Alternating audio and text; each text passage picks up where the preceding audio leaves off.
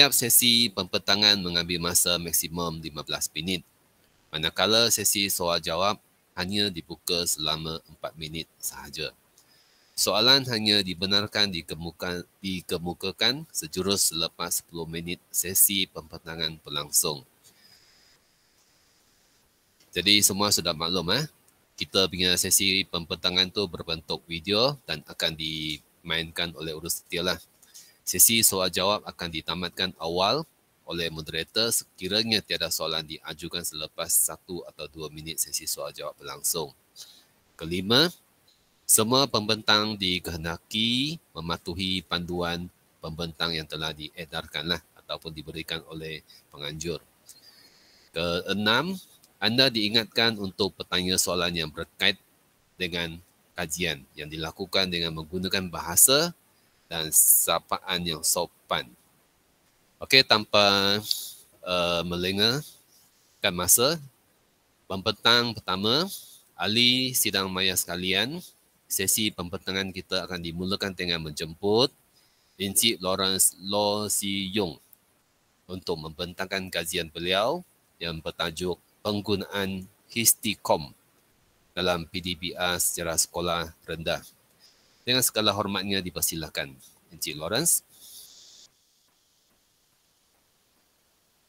Salam sejahtera kepada semua. Tajuk kajian dan inovasi yang saya akan bentangkan ialah berkaitan dengan penggunaan Histikom dalam PDPR sejarah sekolah rendah. Histikom bermaksud History Digital Comic atau dalam bahasa Melayu ialah komik sejarah digital. Penularan pandemik COVID-19 di seluruh negara telah menyebabkan Perintah Kawalan Pergerakan dikuatkuasakan oleh kerajaan. Oleh itu, Kementerian Pendidikan Malaysia mengumumkan penutupan semua sekolah dan mengeluarkan arahan supaya pengajaran dan pembelajaran dilaksanakan di rumah PDPR. Pelbagai kaedah telah digunakan oleh guru-guru untuk melaksanakan sesi PDPR seperti penggunaan Telegram, WhatsApp, Zoom, Google Meet, Google Classroom, dan panggilan video. Penyataan masalah. Latihan praktikum Fasa 2 PISMP bermula pada 28 Jun hingga 1 Oktober 2021. Dilaksanakan di sekolah yang berdekatan dengan rumah siswa pendidik disebabkan oleh Perintah Kawalan Pergerakan akibat penularan pandemik COVID-19. Penutupan sekolah akibat pandemik COVID-19 menyebabkan latihan praktikum dilaksanakan dalam era norma baharu yang menuntut siswa pendidik mengoptimumkan penggunaan mod PDPR secara maya. Sememangnya, banyak cabaran dalam melaksanakan PDPR secara maya. Antara cabarannya ialah kadar keciciran murid semakin tinggi, kehadiran kelas dan penyertaan murid semakin rendah, murid juga kurang fokus semasa PDPR, di samping itu guru menghadapi kesukaran untuk memantau disiplin dan tumpuan murid. Adalah didapati bahawa masalah-masalah tersebut berpunca daripada bahan bantu belajar yang tidak menarik dan tidak menyeronokkan. Keadaan tersebut telah mendorong saya untuk mencari satu kaedah yang boleh diaplikasi untuk mengatasi masalah-masalah tersebut. Oleh itu, saya telah membangunkan Histikom sebagai bahan bantu belajar semasa PDPR mata pelajaran sejarah. Komik sejarah digital dihasilkan dalam bentuk media elektronik berdasarkan watak dan latar belakang yang sesuai dengan tajuk yang diajar. Ia mampu menyampaikan fakta, maklumat atau cerita yang menyeronokkan. Ia amat senang diakses dengan menggunakan kod QR. Persoalan kajian. Kajian ini dijalankan berdasarkan dua persoalan berikut. Pertama, adakah Hisdikom dapat meningkatkan minat, kehadiran dan penyertaan murid dalam PDPR sejarah? Kedua, apakah kekuatan Hisdikom dalam PDPR sejarah di sekolah rendah? Bagi menjawab dua persoalan tadi, Hisdikom telah diguna untuk mengajar PDPR sejarah tahun 4. Kumpulan sasaran kajian terdiri daripada 30 orang murid tahun 4 di SKPB dan 32 orang murid tahun 4 di SKBBD yang terletak di Kuching, Sarawak.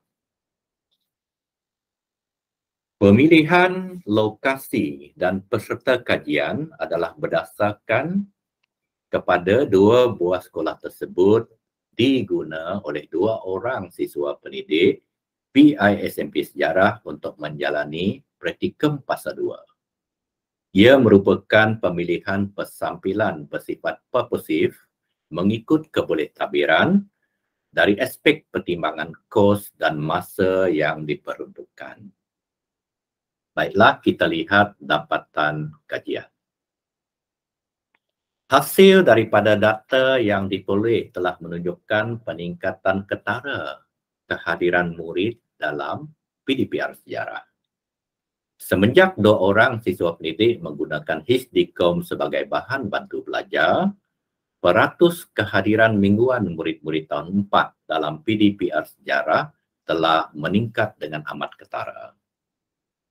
Pada minggu pertama sebelum penggunaan Hisdikom, kehadiran murid di SKPB hanya 36.6%. Manakala di SKBBD hanya 40.6%.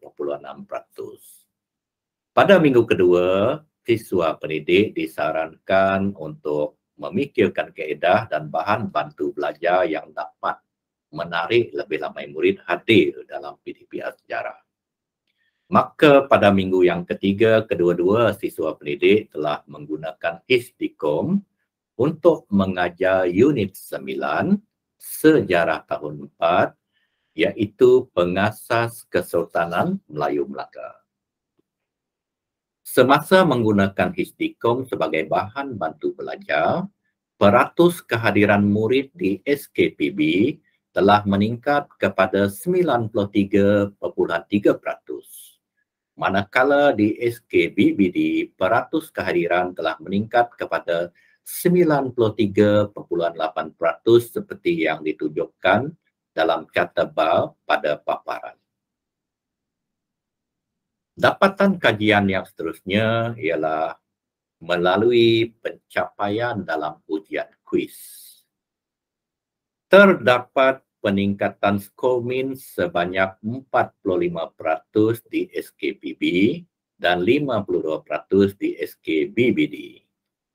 Peningkatan min pencapaian skor ujian kuis setelah menggunakan Hisdikom di kedua-dua buah sekolah tersebut adalah sebanyak 48.5% pada minggu ketiga seperti yang dipaparkan dalam bentuk carta bar pada paparan itu.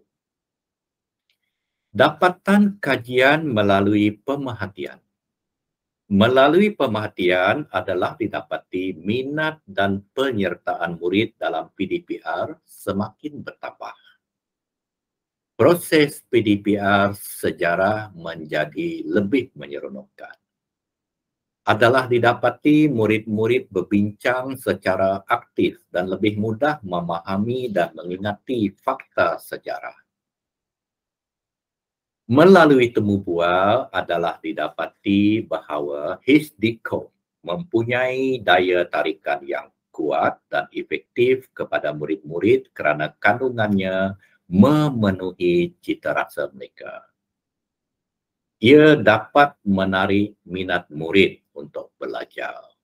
Yang seterusnya ialah ia memupuk daya kreativiti murid-murid semasa belajar. Yang lebih seronok lagi, ia memberikan hiburan dan mempunyai unsur humor. Malah ia mudah diguna dan mengandungi elemen 6C seperti yang terdapat dalam PAK 21. Ia boleh diguna untuk mengajar mata pelajaran lain, bukan saja mata pelajaran sejarah. Rumusan. Berdasarkan kajian ini adalah didapati Haidiskom mempunyai pelbagai kekuatan dalam PDPR sejarah. Pertama, keberkesanan dalam PDPR. Pencapaian dalam kuis meningkat sebanyak 49.5% selepas penggunaan Hisdicom. Kedua, keberkesanan masyarakat. Hisdicom memberikan hiburan dan humor kepada guru dan murid-murid. Ia telah meningkatkan keyakinan ibu bapa terhadap pengajaran guru. Seterusnya ialah keberkesanan dari segi kos. Sudah tentu penggunaan Hisdicom tidak memerlukan sebarang kos sebab ia disediakan secara digital. Berkaitan dengan pelaksanaan, Hisdicom sangat mesra pengguna dan ia boleh diguna di mana-mana sahaja melalui telefon pintar. Berkaitan dengan replicability, ia sangat tinggi sebab ia boleh diubah suai dan dipakai mengikut kesesuaian tajuk dan mata pelajaran lain yang diajar oleh guru. Impak terhadap inovasi. Hisdicom dapat memupuk daya kreativiti murid-murid dalam PDPR. Hisdicom juga dapat menarik minat murid-murid untuk belajar. Pada era post-pandemik COVID-19, iaitu pada masa endemik, penggunaan Hisdicom dalam kelas juga mendapati ia mempunyai kekuatan yang sama seperti bagaimana dia diguna dalam PDPR sejarah.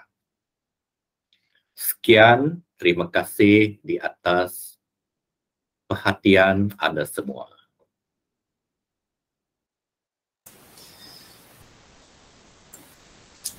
Baiklah, terima kasih kepada pembentangan sebentar tadi.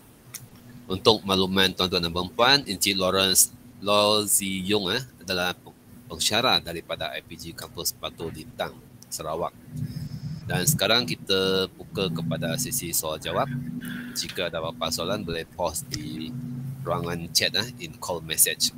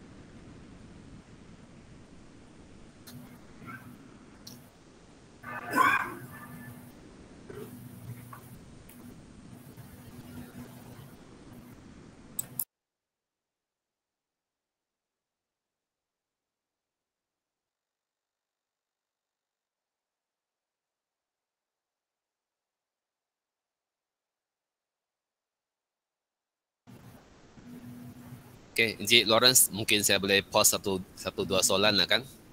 Boleh, Dato' Kok. Ya. Siapa? Dato' Kok. Okey, saya tengok dulu.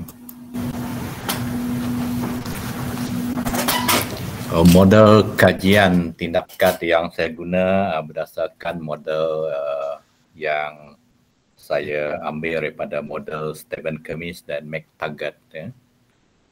Model gelong dalam model kajian tindakan Stephen Kemis dan McTaggart. Itu yang saya gunakan sebab ini merupakan satu daripada kajian tindakan yang dilakukan dengan mudah ya, untuk melihat keberkesanan bahan bantu belajar ya, yang dinamakan HDCOM ini. Ya. Jadi melalui ini saya telah menggunakan 4 kitaran dalam gelung model kajian tindakan yang diasaskan oleh Stephen Kempis dan McTaggart itu. Ya. Ada soalan lagi ya, mungkin di dalam di dalam warga maya yang ada di sini mungkin bukan orang sejarah ya. Jadi kalau begitu terima kasih Dr. Kok selaku moderator pada sesi kali ini. Terima kasih. Okey. Terima kasih kepada Encik Lawrence atas jawapan tadi. Kita akan teruskan dengan pembentangan yang kedua. Kita teruskan seminar penyelidikan pendidikan peringkat kebangsaan 2022 dengan menjemput peserta yang kedua. Beliau akan membentangkan kajian yang bertajuk Amalan Pengajaran Guru dan Penguasaan Kemahiran Membaca, Menulis dan Mengira 3M bagi kanak-kanak tanpa negara di sekolah alternatif. Tanpa melengahkan masa, dipersilakan Dr. Mat Rosli Salaamu daripada IPG Kampus Tawau. Dipersilakan. Assalamualaikum warahmatullahi wabarakatuh. Saya akan membentangkan tajuk kajian kami, iaitu Amalan Pengajaran Guru dan Penguasaan Kemahiran Membaca, Menulis dan Mengira 3M bagi kanak-kanak tanpa negara di sekolah alternatif di Zon Tenggara Sabah.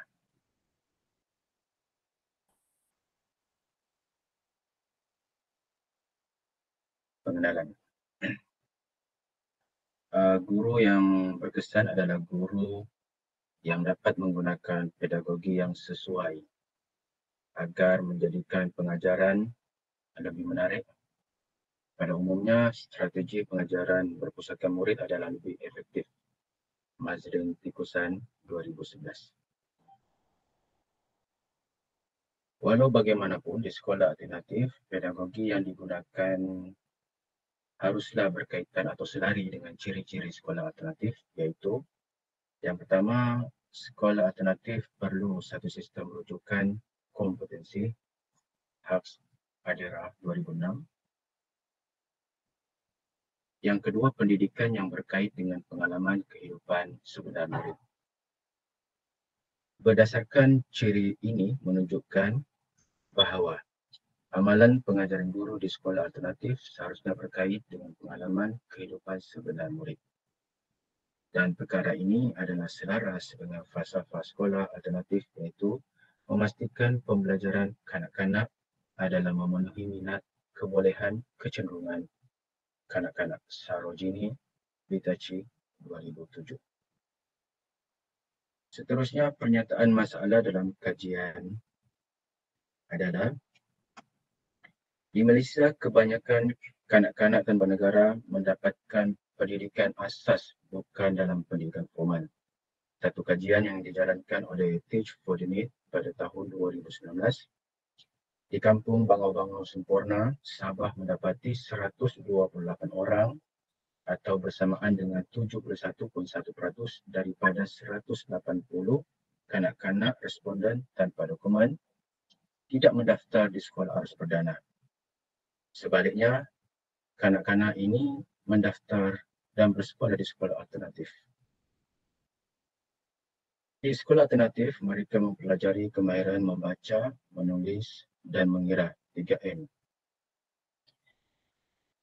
Terdapat masalah yang dihadapi, antaranya adalah guru-guru mengajar tanpa panduan khusus yang bersesuaian dengan umur dan tahap kognitif murid mereka.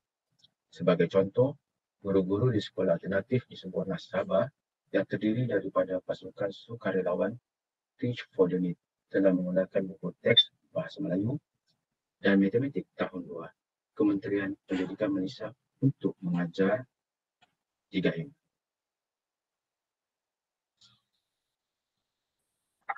Selain daripada itu, amalan pengajaran guru-guru di sekolah alternatif masih menggunakan kaedah konvensional, iaitu syarahan dalam pengajaran dan pembelajaran, menyebabkan tahap penguasaan kemahiran 3M bagi kanak-kanak tanpa negara adalah kurang memuaskan.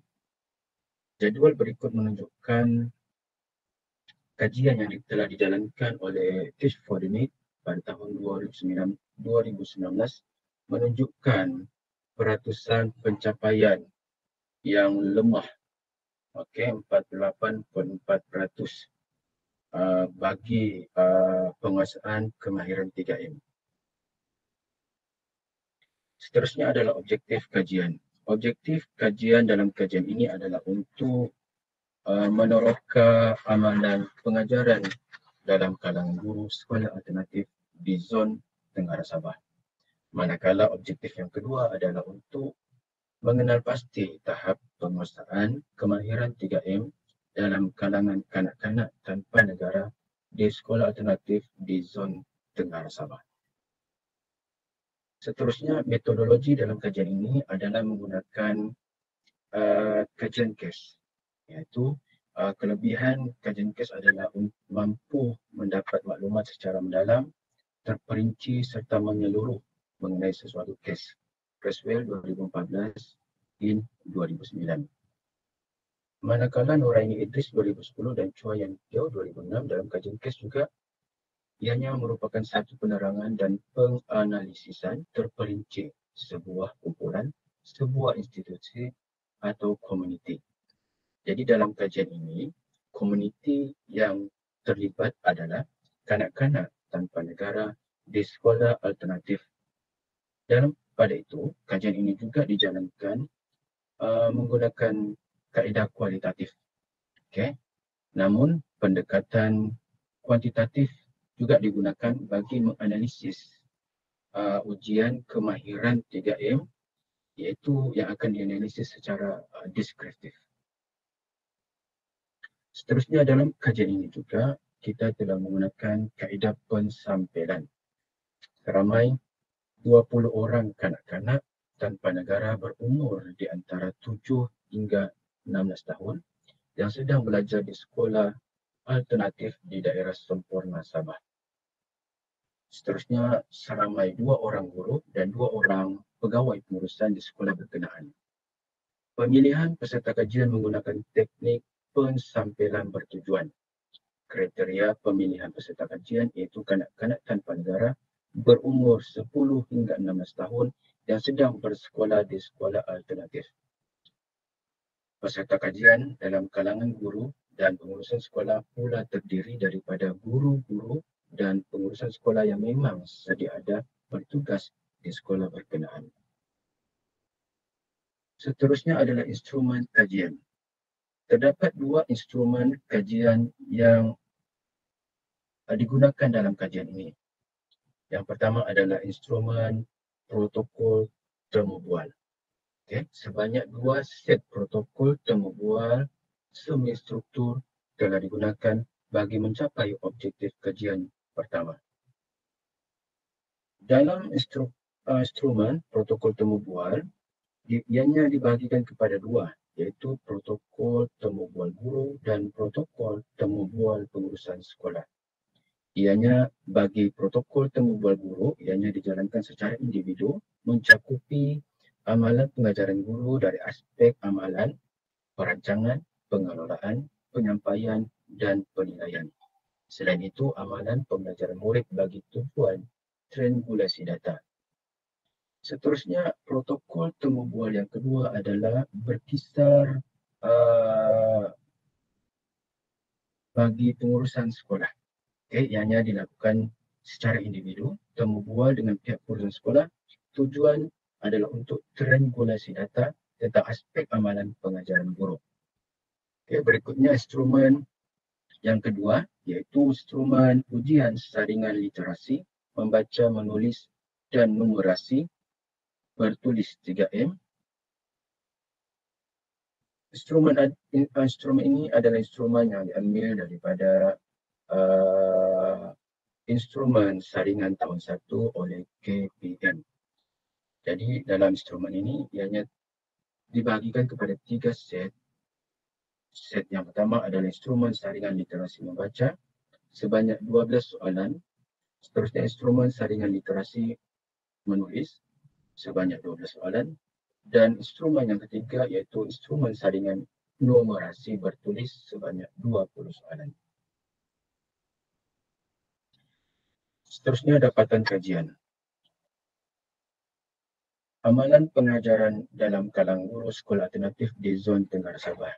Dari aspek perancangan adalah didapati amalan pengajaran guru mempunyai jadual pengajaran yang khusus namun bergantung kepada situasi tertentu dan fleksibel. Hasil temu bual menunjukkan fenomena tersebut seperti berikut. Mengikut jadual, misalnya Isnin Matematik, Selasa Seni dan Pendidikan Agama Islam, J2. Seterusnya dari aspek pengelolaan pengajaran, guru sentiasa fleksibel mengikut situasi murid seperti hasil temu bual berikut. Jika mereka bosan dengan subjek atau topik yang disampaikan, guru akan bawa bermain. Seterusnya dari aspek penyampaian, pengajaran guru tidak menggunakan pendekatan yang khusus, iaitu cara penyampaian adalah berpusatkan murid seperti temu bual berikut. Memadai dengan memulakan sesi pengajaran bercerita, bersoal jawab, mencungkil masalah yang dihadapi oleh kanak-kanak M1. Seterusnya dari aspek penilaian, guru ketika pengajaran dan pembelajaran, hasil kajian mendapati guru menekankan aspek refleksi ke diri murid sebagai pengukuhan dalam pengajaran. Hasil temu bual dengan guru seperti berikut. Buat refleksi dari apa yang mereka belajar pada hari itu. Penilaian dalam bentuk pemeriksaan tidak ada. Seterusnya adalah dapatan bagi tahap penguasaan kemahiran 3M dalam kalangan kanak-kanak tanpa negara. Jadual ini menunjukkan dapatan bagi kemahiran 3M. Bagi literasi membaca, bilangan yang menguasai adalah sebanyak 13 atau 65%, bilangan tidak menguasai 7, 35%. Manakala literasi menulis, bilangan yang menguasai sebanyak 12 atau 60%, bilangan tidak menguasai 8 atau sebanyak 40%. Manakala numerasi bertulis, bilangan menguasai adalah 13 atau 65% dan bilangan tidak menguasai 7 ataupun 35%. Jadi, jumlah responden dalam kajian ini adalah sebanyak 20 orang. Seterusnya perbincangan.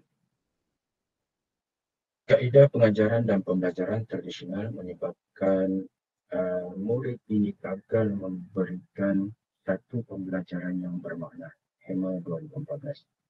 Manakala Walker 2009 yang menyatakan pedagogi pengajaran dan pembelajaran di sekolah alternatif perlu fleksibel. Seterusnya menurut August dan Adira 2006, pengajaran dan pembelajaran seharusnya diintegrasikan merentas kurikulum. Dapatan kajian ini menunjukkan sesuatu yang positif apabila sebahagian besar responden kajian mempunyai kemahiran 3M yang baik. Kesimpulan. Kemahiran 3M dari aspek pengajaran guru pula, kajian mendapati guru lebih fleksibel mengikut konteks dan situasi murid. Implikasi daripada kajian ini, yang pertama adalah guru perlu memahami ciri kepelbagaian yang ada pada setiap murid. Yang kedua, guru dan ibu bapa perlu berganding bahu agar menggalakkan murid untuk menimba ilmu sehingga ke peringkat yang lebih tinggi. Dan yang ketiga adalah KPM perlu memberi bantuan yang sesuai kepada sekolah-sekolah yang dikendalikan oleh pihak pertubuhan bukan kerajaan NGO. Jadi cadangan dalam kajian ini adalah Kementerian Pendidikan Malaysia harus menjadikan sekolah alternatif terkandung dalam dasar pendidikan negara khusus untuk pendidikan golongan terpinggir, marginalized education, seperti kanak-kanak tanpa negara.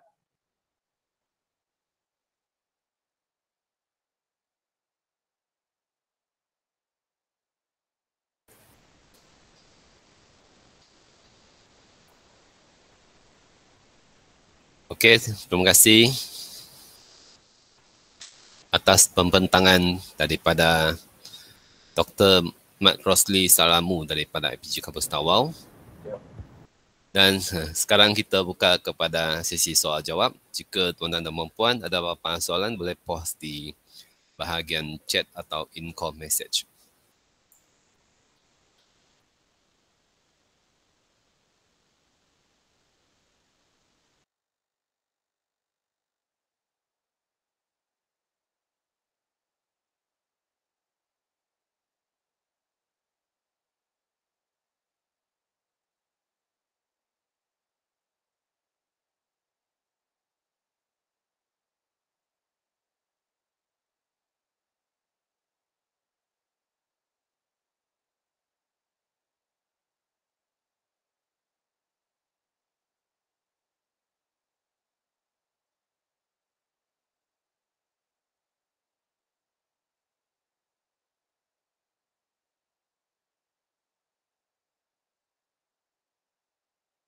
Tuan-tuan dan puan, ada soalan?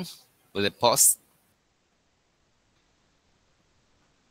Dipersilakan kalau ada apa-apa soalan.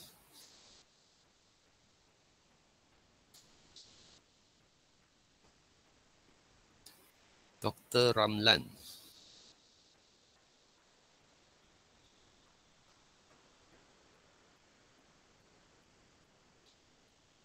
Pembentang yang seterusnya sudah bersedia.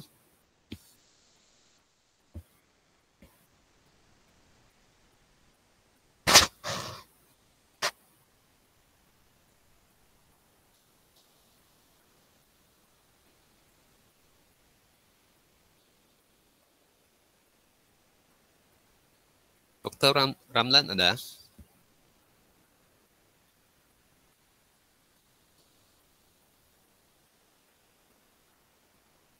Daripada IPG Kampus Tawau.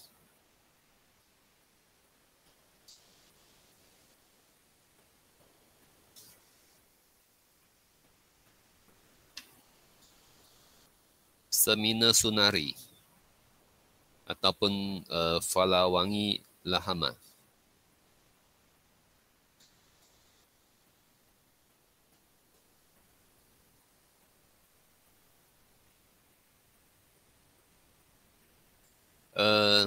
Ada sesiapa yang daripada ini wakil daripada IPG Kampus Tawau?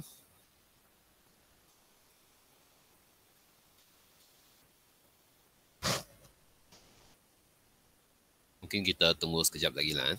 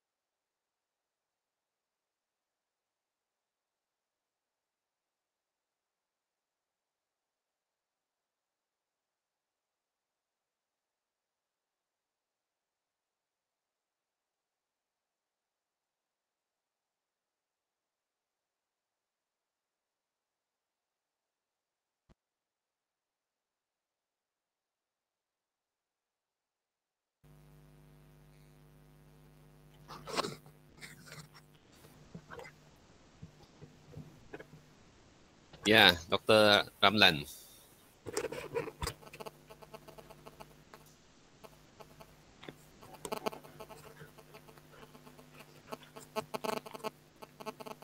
Okey, teruskan.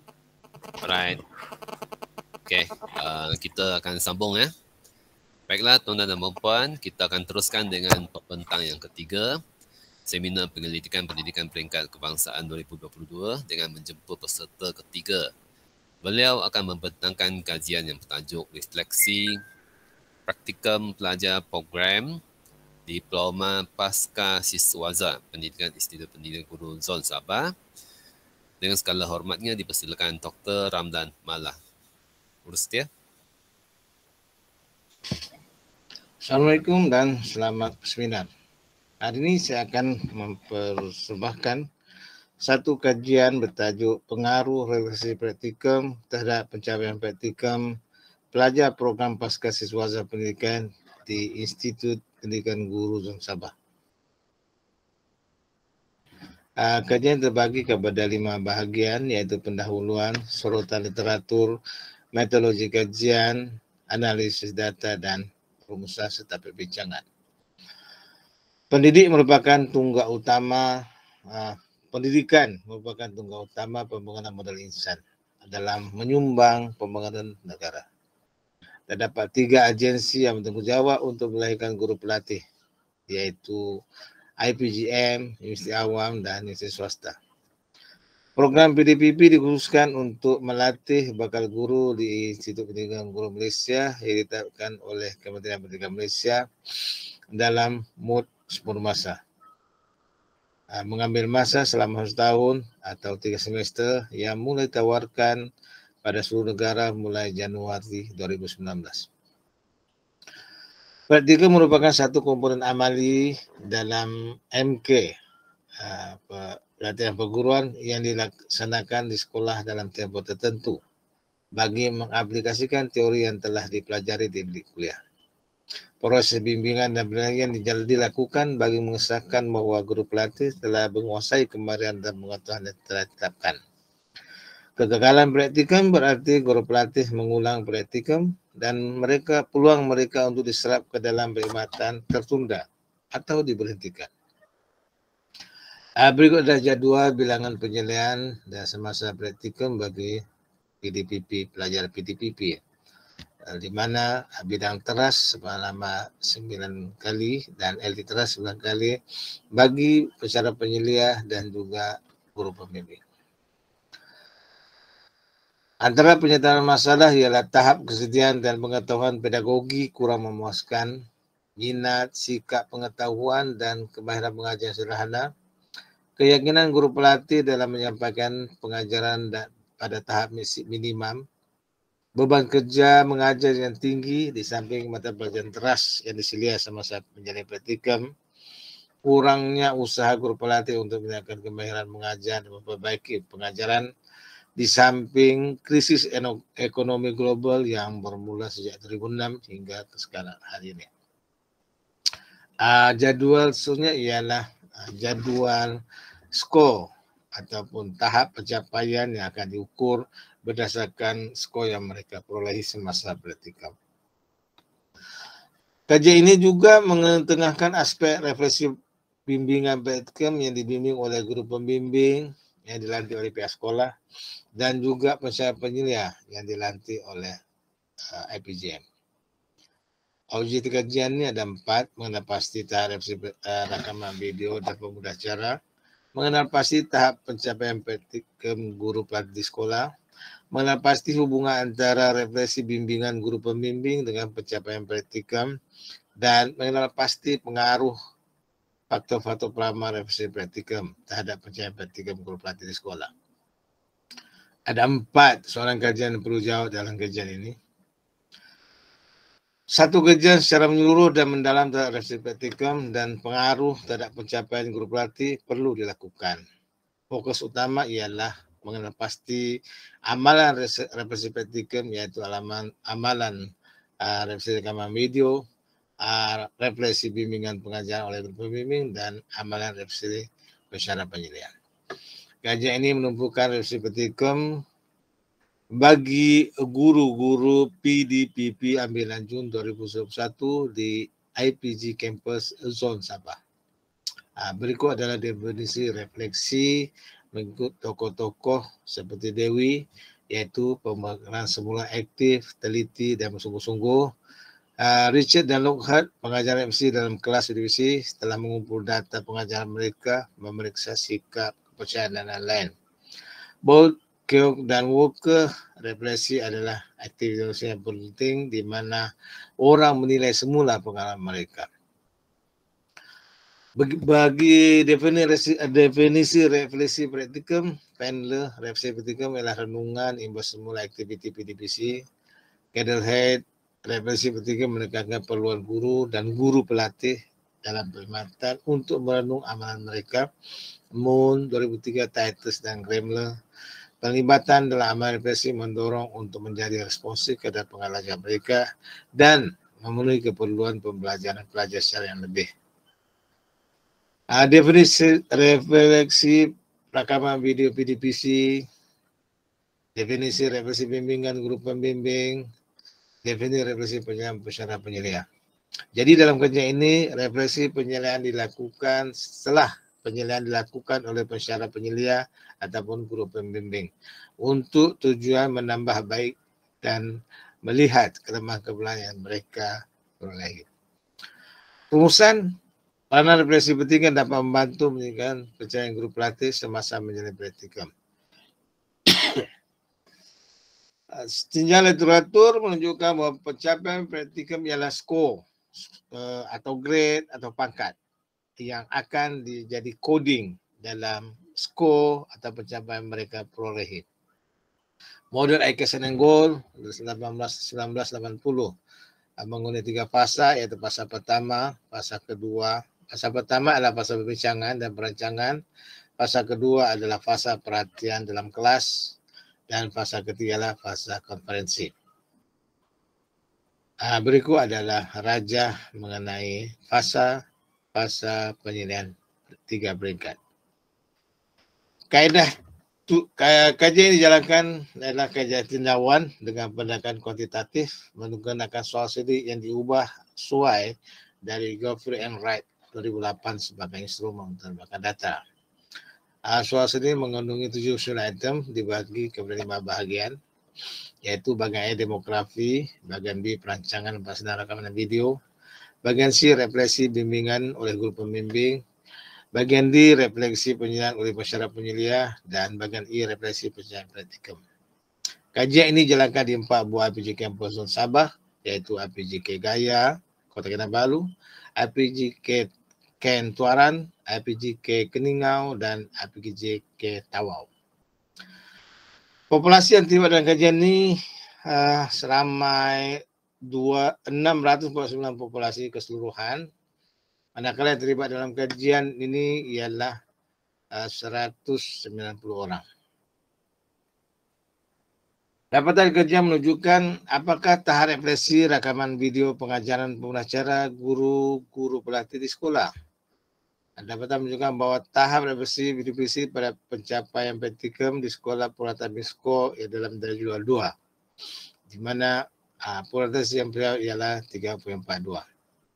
Ini menunjukkan bahawa refleksi rakaman video pengajaran ialah dalam 3.60 dan spesimen sederhana tinggi. Tapi ada juga item 9 dan 10 yang rendah.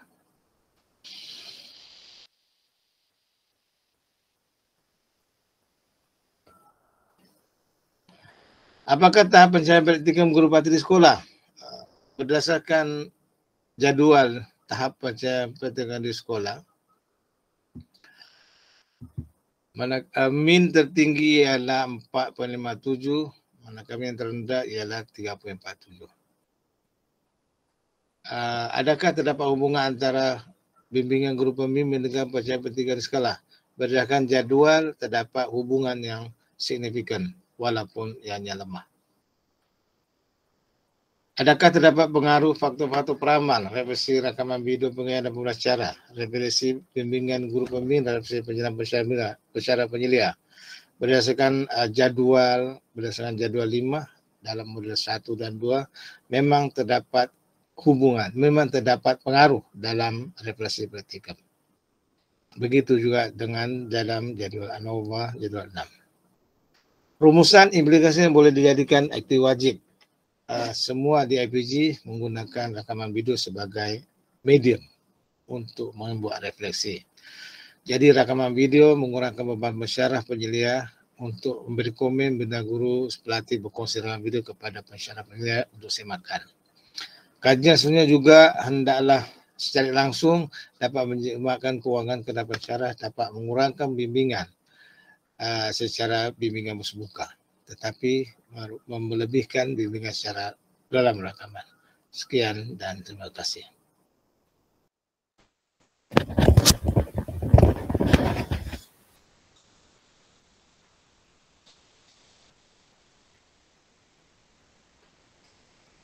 Baiklah, terima kasih kepada Dr. Ramlan Mala daripada IPG Kampus Tawau atas pembentangan tadi.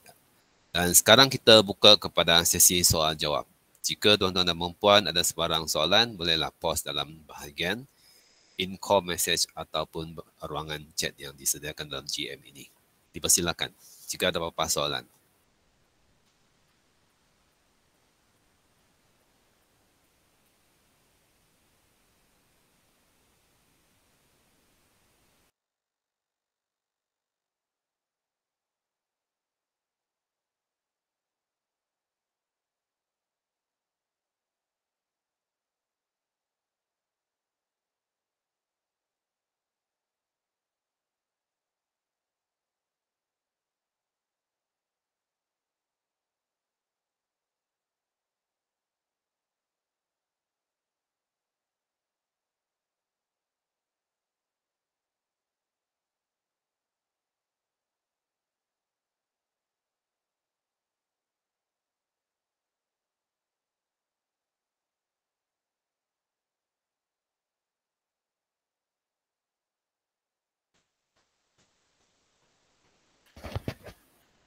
Dr. Ramlan. Ya, saya. Oh, ini memang video kan masa kita PKP kan? Kita guna video untuk praktikum. Ya, dia hari itu ada 2 mood kan, rakaman dan juga face to face. Tapi kekangan belanjawan, kos tu kan kita dicadangkan sekali saja. So kalau kita pergi sekali penyeliaan dengan terus membuat PR2 kan satu tekanan kepada pelajar. Jadi dicadangkan supaya kita buat rakaman video dulu. So the student hantar sama kita tu video. Dan kita lihat dia punya perkembangan dalam pengajaran itulah kita boleh lihat dia punya kelemahan dan kelebihan. Tapi isunya adalah pelajar di luar kawasan pedalaman. So nak menghantar rakaman tu satu isu lagi. Jadi kebanyakannya mereka dalam seminggu, apabila hujung minggu mereka ke bandar atau kawasan pekan yang ada talian, barulah kita dapat membimbing secara dalam talian. Itu pun bergantung kepada respon daripada pelajar. Isu yang kita perhatikan ialah bilangan masa mengajar terlalu tinggi. Sebab pada masa yang sama mereka juga mengajar kelas biasa, di samping mereka ada masa khusus untuk praktikum. Purata saya tanya pelajar saya, dalam seminggu mereka mengajar 48 masa seminggu. Jadi tekanan kerja itu pun jadi satu isu untuk mereka memperbaiki praktikum mereka.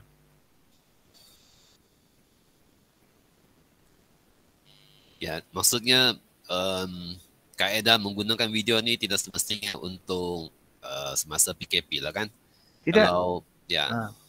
Saya dalam rusuhan saya mencadangkan kaedah rakaman video itu boleh dibuat kepada pelajar kita, PSMP ke, PDP ke, supaya pelajar sendiri boleh menggunakan rakaman tu, dia boleh playback balik setiap rakaman tu, so mereka boleh detect which part dia ada kelemahan situ.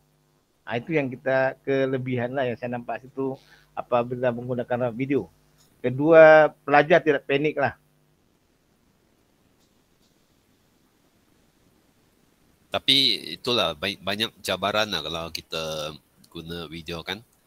Ya, banyak cabaran. Sebab kita macam praktikum sekarang mereka agak ambil berat tentang macam kemahiran insania, bagaimana kerja berpasukan semua tu, kepimpinan. Kecuali mereka dapat tunjukkan lah dalam video tu. Kalau tidak kita susah nak nampak kan. Ya, betul. Encik Musirin sudah bersedia? Encik Musirin? Ya, saya sudah sedia, tapi video sebenarnya sudah dihantar tempoh hari. Ya. Jadi, kita main secara video siap. Ya. Saya hanya nak pastikan kamu pun dalam talian juga. Okey, baik. Boleh.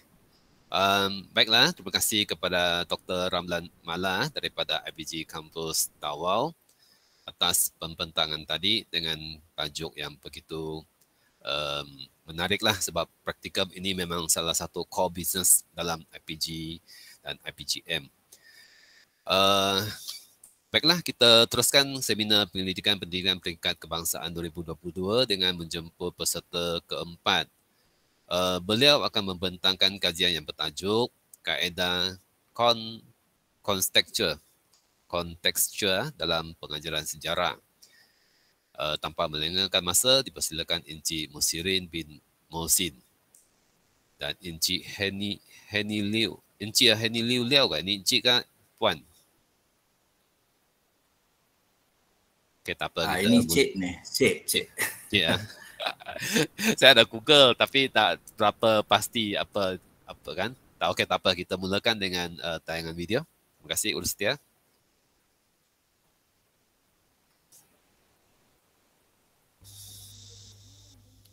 Assalamualaikum warahmatullahi taala wabarakatuh. Salam sejahtera.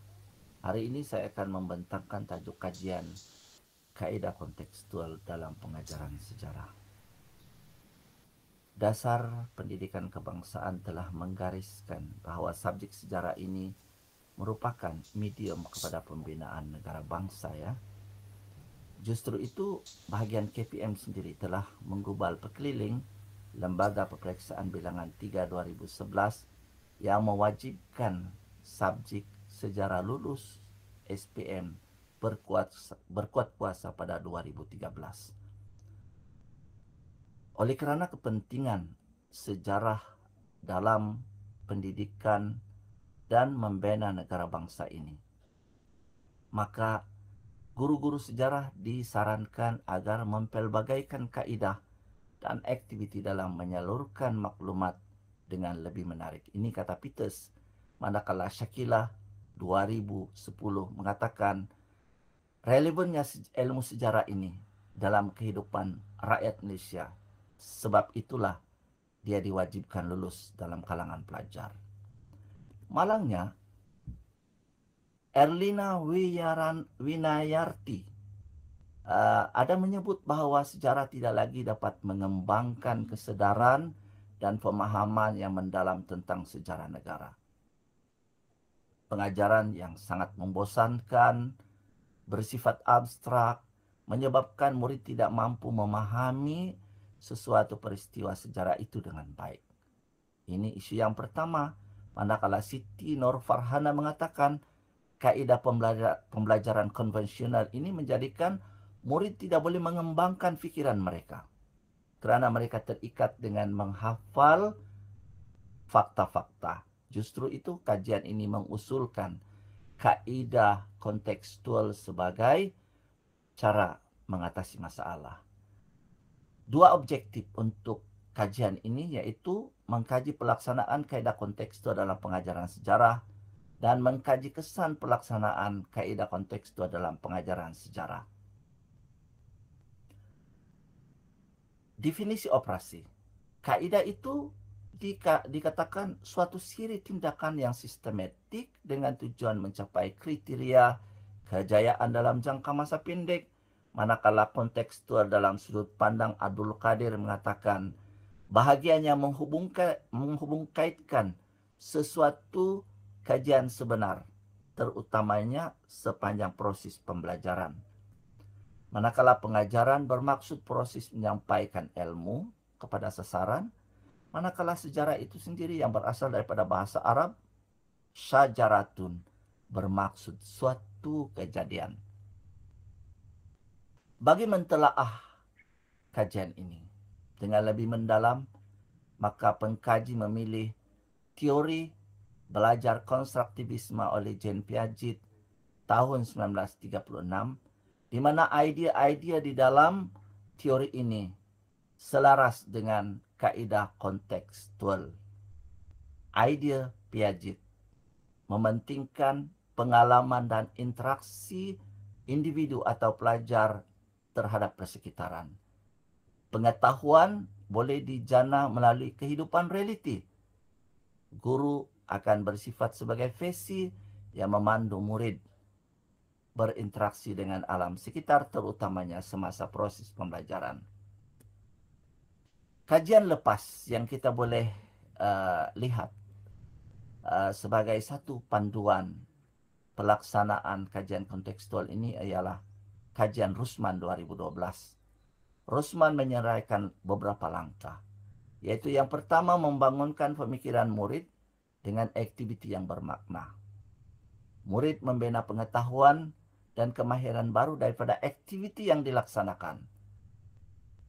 Kaidah kontekstual ini berasaskan inquiry, sama ada dilaksanakan secara sendiri atau berkumpulan, di mana ini menggalakkan kerjasama antara mereka. Abdul Qadir 2013 mengatakan bahawa proses kontekstual, pengajaran kontekstual ini adalah untuk mencapai kemahiran dalam konteks yang sebenarnya, di mana pembelajaran yang melibatkan alam semula jadi dan kehidupan sebenar. Justru aktiviti pembelajaran dilaksanakan dengan sendiri secara berkumpulan ataupun bersendirian.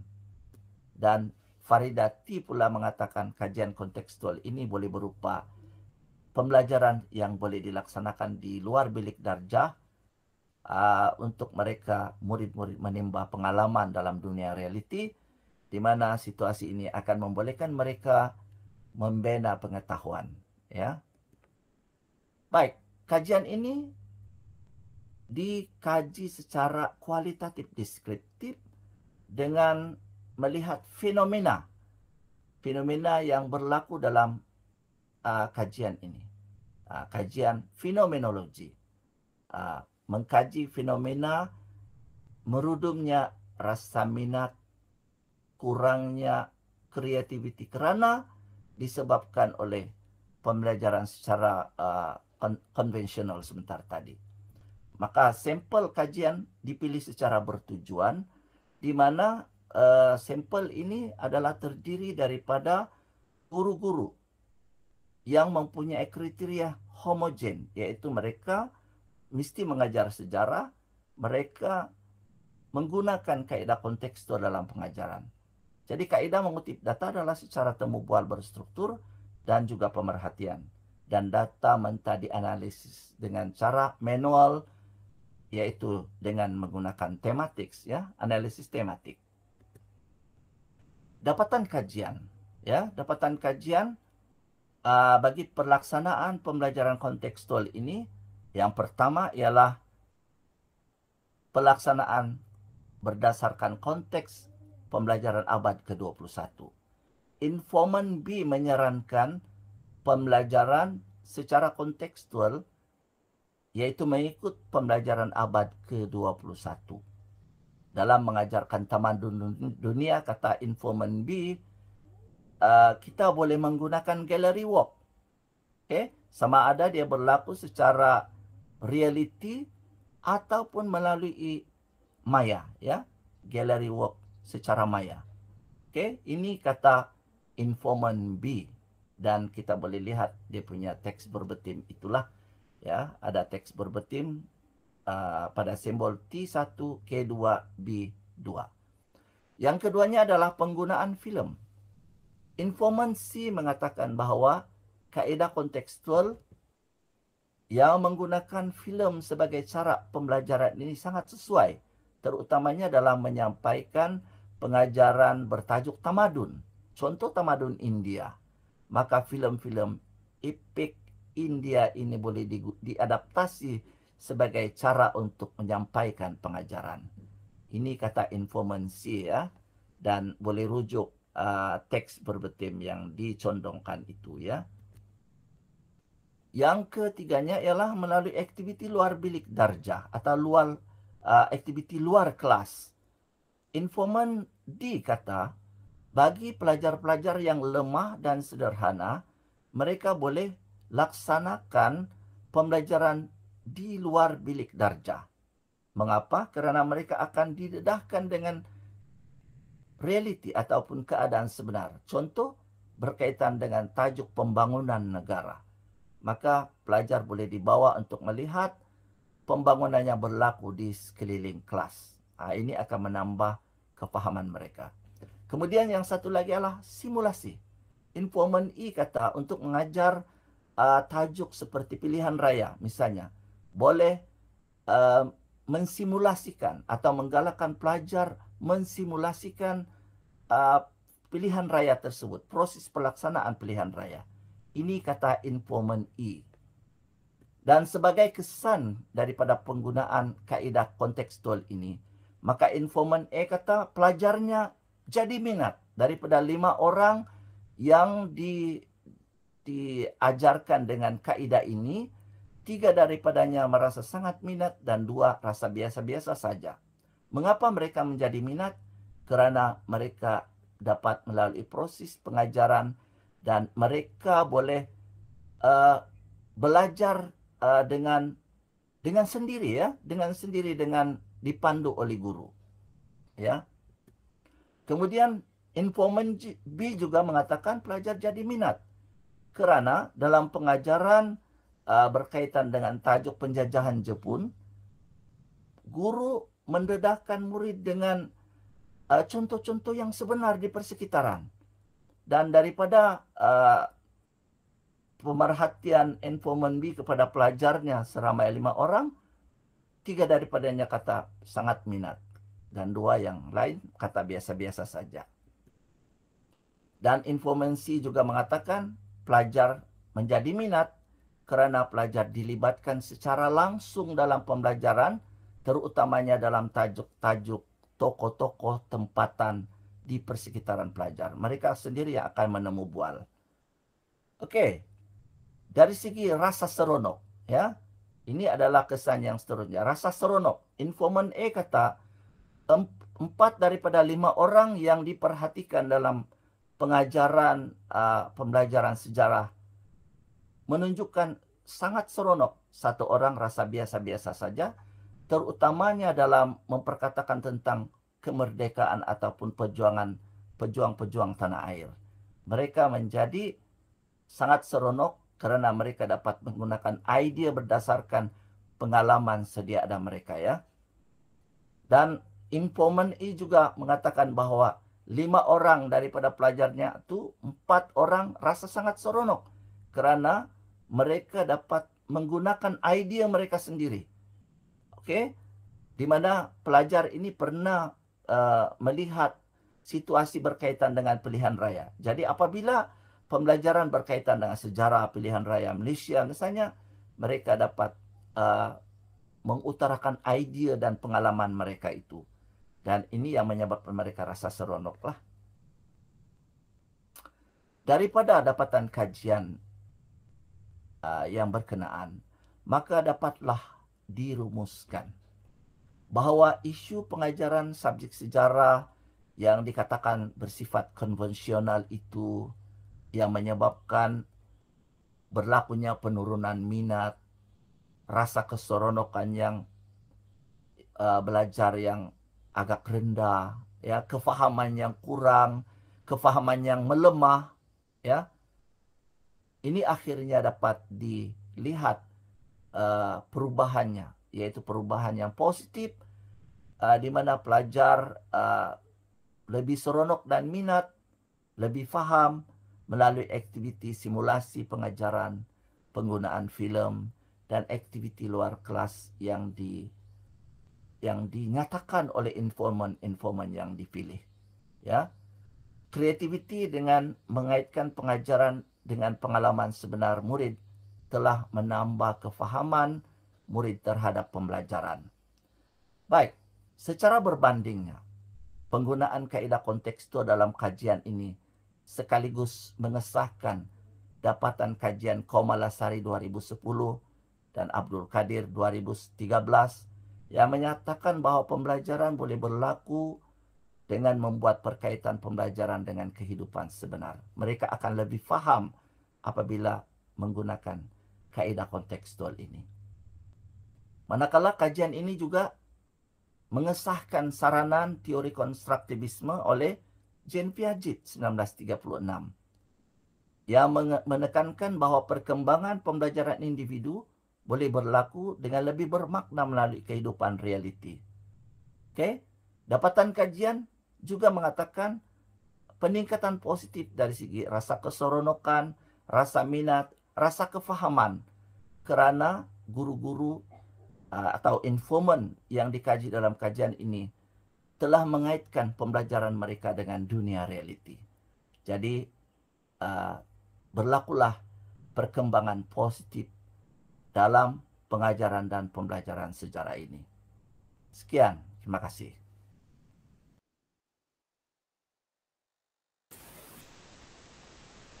Okey, demikianlah pembentangan daripada Encik Musirin bin Mohsin dan Cik Henili Liao daripada Fakulti Psikologi dan Pendidikan Universiti Malaysia Sabah.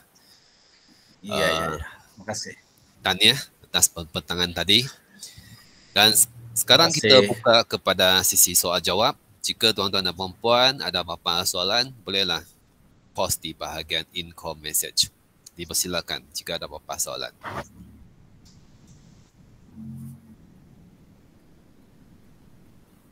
Encik Musirin daripada psikologi ya. Tapi buat kajian sejarah. Iya. Kebetulan mengajar sejarah juga. Oh, sebab saya punya ketua jabatan kalau kenalan Dr. Saimin, dia punya bidang pun memang sejarah. Oh. Jadi tapi tadi itu Encik Musirin buat bukan etnografi kan, historical study kan? Iya, historical study. Oh. Ya, memang saya menggunakan tapi ini sebenarnya pelajar saya yang turut terlibat lah di dalam ini. Saya bimbing dan buat sesuatu untuk melihat pembelajaran sejarah di sekolah lah. Ya. Jadi maksudnya mereka mengajar di sekolah lah, sekolah menengah lah. Ya, sekolah menengah. Di mana? Yang ini di kawasan Kota Kinabalu juga. Pelajar ini mereka sedang latihan mengajar sebenarnya pada waktu itu, dan kita mengambil pendekatan kontekstual, itulah kaedah kontekstual, di mana salah satu pelajar ini dibimbing untuk mengajarkan kaedah kontekstual itu sendiri, dan lagi satu beberapa sampel yang telah dipilih berdasarkan kriteria homogen tadi akan ditemu bual lah. Dan sebenarnya ada 5 orang informan di sini yang telah dipilih, dan 5 orang inilah yang akan memilih secara random ataupun menetapkan 5 orang di dalam setiap kelas itu untuk diperhatikan perubahan tingkah laku penerimaan mereka terhadap pembelajaran berasaskan kontekstual inilah. Jadi itulah yang kita dapatlah. Okey, ada satu soalan daripada Encik Azrin Jalasia. Beliau tanya, wajarkah penyampaian PMP subjek sejarah dikaitkan dengan industri kreatif seperti industri perfilman bagi menarik minat pelajar subjek ini? Dipersilakan Encik Musirin. Okey. Tapi boleh type juga lah dalam chat tu. Okey. Terima kasih. Baik. Saya berpendapat semua media yang ada terutama dalam industri filem ya. Kita pun telah melihat salah satu contoh peristiwa sejarah yang telah diterbitkan oleh seorang penerbit filem daripada anak kepada Yusuf Aslam ya, berkaitan Mat Kilau. Walaupun sebenarnya peristiwa ini ada yang berupa tokoh tambah, tetapi dari segi peristiwa asas dia kita boleh melihat bahawa filem ini telah memberikan satu penceritaan tentang perjuangan sejarah. Dan saya berpendapat cerita-cerita sejarah negara ini boleh difilmkan. Dengan cara ini saya melihat bahawa sejarah akan menjadi satu subjek yang boleh kita lihat semula. Ya. Peristiwa yang sudah lama berlaku kemudian kita lihat semula dalam bentuk filem, dan paling penting di sini ialah penceritaan, pengarahan dan koreografi penceritaan itu hendaklah berasaskan pada sejarah sebenar. Jadi bagi saya dia wajar industri kreatif ini terutamanya dalam perfilman ini boleh dilakukan. Sama halnya dengan pembentangan awal tadi, ada yang menyarankan supaya penggunaan komik. Dan saya melihat situasi ini lebih kurang sama sebenarnya. Kreativiti di dalam pengajaran itu terserah kepada kita. Teknik pengajaran adalah milik kepada individu yang menjadi guru. Bagaimana kita sampaikan sesuatu pengajaran itu dengan media yang kita pilih, itu adalah kita punya. Dan tidak ada satu kekangan untuk kita melakukan sesuatu demi untuk memberikan kefahaman kepada pelajar lah. Saya bersetuju dengan pendapat dan saranan daripada Azrin ini. Terima kasih. Adakah dia terjawab? Soalan terjawab? Okey, bagaimana? Saya rasa terjawab lah. Tuan-tuan dan puan-puan, kita sekiranya ada apa-apa soalan lagi, boleh pause sebab sebentar lagi kita akan mula dengan ucap tama yang akan disampaikan oleh Dr. Gertrude daripada IPG Kampus Gaya.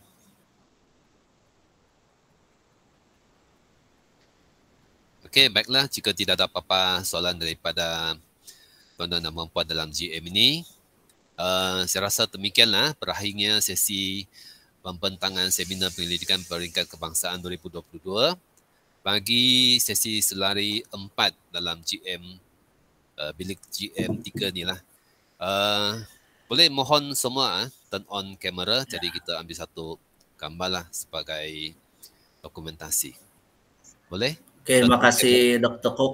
Ya, terima kasih. Terima kasih semua. Terima kasih semua. Ya, satu kajian yang sungguh menarik. Ya. Terima kasih. Tolong on kamera, kita ambil gambar. Tuan-tuan dan puan-puan, kalau ada kamera boleh on. Persilakan, sudah bersedia? Ya, Azrin, Encik Azrin. Encik Azrin daripada Jabatan Perdagangan kan? Tapi mungkin mic dah tidak berfungsi tu. Tapi tak apalah, kita boleh nampak. Okay, good. Okay, ada lagi yang nak buka kamera? Kalau tidak, kita akan capture lah apa yang siapa yang sempat buka kamera. Okay, tuan-tuan dan puan. Okay, kita tengok kamera ya. 1, 2, 3. Okay. Sekejap saya tengok. Saya pause dulu.